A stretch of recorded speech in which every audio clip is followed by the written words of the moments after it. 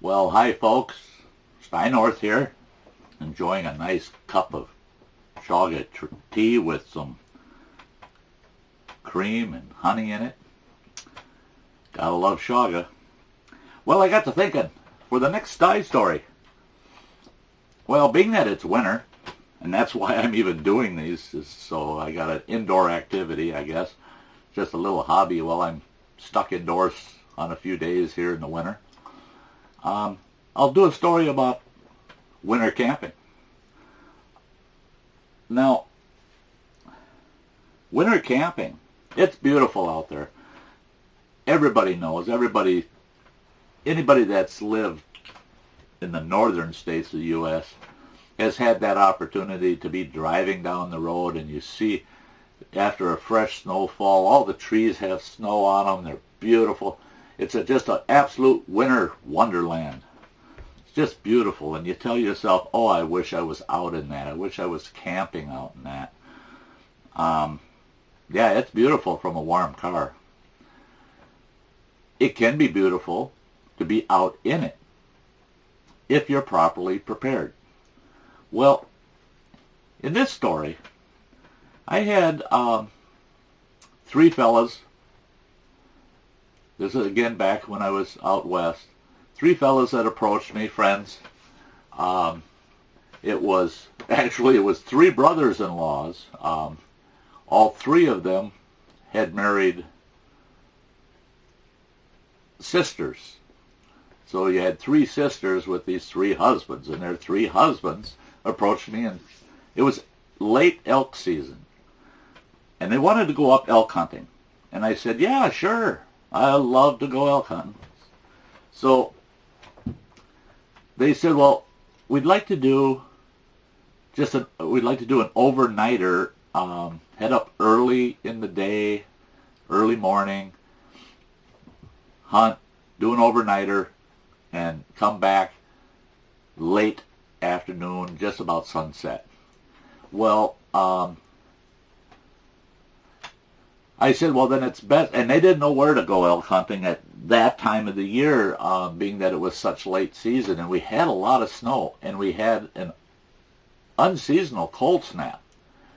And I told them, I said, it's bitterly cold out there. I said, are you sure you guys are up to this? And they said, oh yeah, we've got all the gear, we're ready, let's go. I said, okay, meet me up at my cabin, and from my cabin we'll strike out. I said, we've got, there's a ridge about 3 miles from my cabin. I said, if we get up over that ridge, I said, the elk like to herd up in there this time of year. I said, so we should do okay. So they're all excited. So they showed up, and we headed off. And the one fella,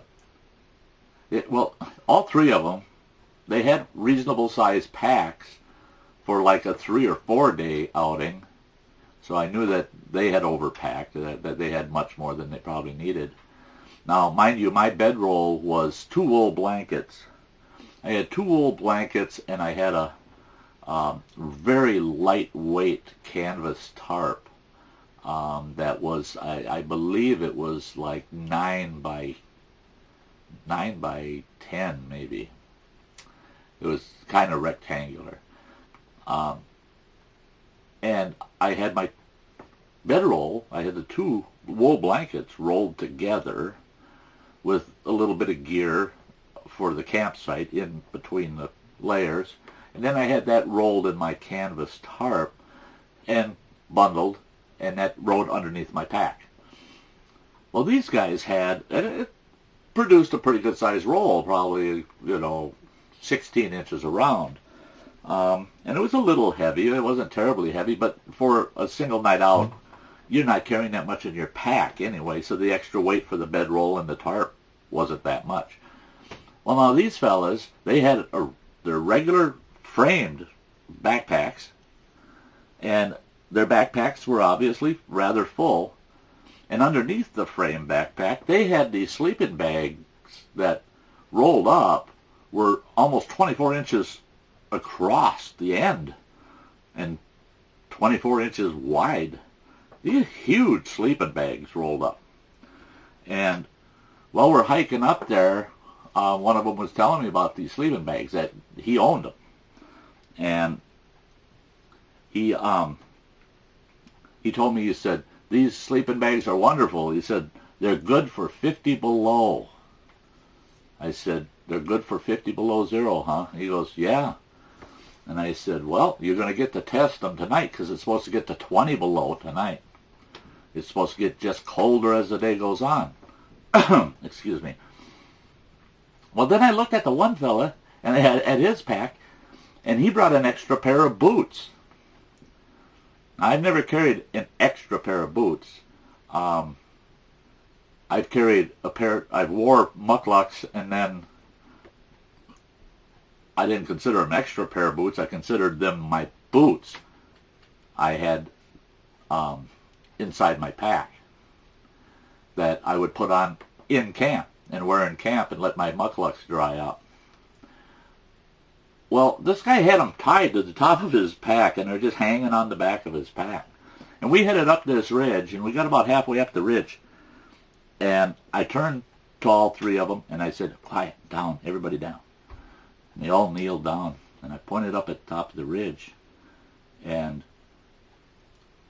I wasn't going to take an elk, so I was just carrying a .32 Winchester with me, and so I knew they were way out of my range. They were out of the range of anybody that was there. But there's a nice herd of elk, 3 bulls in the herd. This fella that had the boots tied on his pack got so excited, and he had a lever action 308 Savage with a big old scope on it. The scope was probably twice as powerful as the gun. He bellies out in the snow. He's going to shoot at these elk. They're way out of range. He bellies out in the snow. His boots fly off of the back of his pack. Now, they're tied to the top of the frame. They come around, and both of them, the heels of those boots, both of them hit him square in each eye. Smack him right in the eye.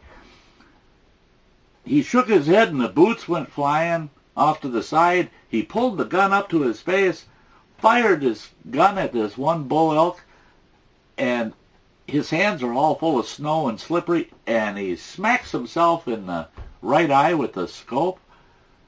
Just about knocks himself out. So his day didn't start out too good. Plus all those elk turned and ran, and I told him, I said, you know what, those elk aren't going to stop running for 3-4 miles. They might run for 3-4 hours. Elk don't know when to stop. They just keep running. If you're a threat, they'll just keep running. Well, so that was the end of seeing any elk that day. So we found a good spot to set up a camp. Nice protected area under some cedars. I took my tarp and set my tarp up. And I said, you know, we can all kind of use this tarp. There's enough room here. The 4 of us can just lay side by side and just have our feet towards the fire or our heads towards the fire, whichever way you want to do it. And we got a fire going. And we built a long fire. You know, I managed to, I had a folding buck saw. I managed to cut down a couple nice dead larch trees, and we built ourselves a nice long fire in front of the shelter. And we had kicked all the snow away from the shelter, and the snow was quite deep. It was probably 3-4 feet deep. And out came those fancy sleeping bags. And I got to looking at them when I was messing with one. I said, you know what, you guys? You'd be better off taking those sleeping bags and getting about 20 feet away from this fire and sleeping on top of the snow in those. Because I don't know that you're going to want to be in those anywhere near this fire. Well, they said, oh, no, we'd rather be by that fire. We're so cold, and it's so cold out. I said, yeah, okay. Well, while we're sitting around the fire, everybody's gloves are wet, their socks are wet. So they all got them all hanging up and around the fire trying to dry their stuff out. 4 times I said, I asked the one fellow, I said, do you have an extra pair of gloves? And he said, well, no. I said, well, then you better put the ones you have out because they're on fire. He had them so close to fire, they caught on fire. Then another guy said, I hope you brought extra socks. Your socks are on fire too. 4 or 5 times I told those guys, hey, something of yours is on fire. Something's burning. Well, then when we crawled in the bunk, we went to bed that night. Halfway through the night, they woke up. All of them were just freaking out because it was so hot. They couldn't stand the temperature. It was so hot. Well, you got a sleeping bag that's good for 50 below zero. It's about, it got down to about 15 below. And you're next to a big 6-foot-long fire. They were just cooking themselves there. No clue at all. I was just comfortable as can be with 2 wool blankets. Very comfortable. I cut some boughs and threw them on the ground. I put my first blanket on it and covered up with the other one. And I was comfortable all night. I felt that fire all night. It was great. Not for them. Well, plus they woke up and found out that those sleeping bags can't be near heat. They can't be near fire. All 3 of those sleeping bags, the foot ends of them melted. It just melted the ends of them. Well, the fellow that owned the sleeping bags was so perturbed, he said that he paid $185 a piece for those sleeping bags. All I could do is smile at him and said, well, I went to Army Surplus store and I paid $10 a piece for my 2 blankets. And I said, I had one catch on fire one time because a ember popped out of the fire and landed on it, but it didn't really catch on fire. It just smoldered, and I caught it, and it burnt about a penny-sized hole in my blanket. I said, those things, I think if you would have gone another half hour, would have burst into flames. I said, so if you ever come with me again, please don't bring these big fancy sleeping bags of yours. So when you're winter camping, make sure you have the understanding and the skills and the ability to go out there, do things in a practical way, do things in a safe way, and be comfortable and enjoy the winter. I enjoyed that overnighter. Every bit of it I enjoyed. And I even enjoyed the entertainment of the unskilled trying not to destroy all of their equipment and gear. So there you go. There's another story from Sty. I'll hit you with another one. Hang tight. Keep watching the videos. Thanks, folks. We'll see you later.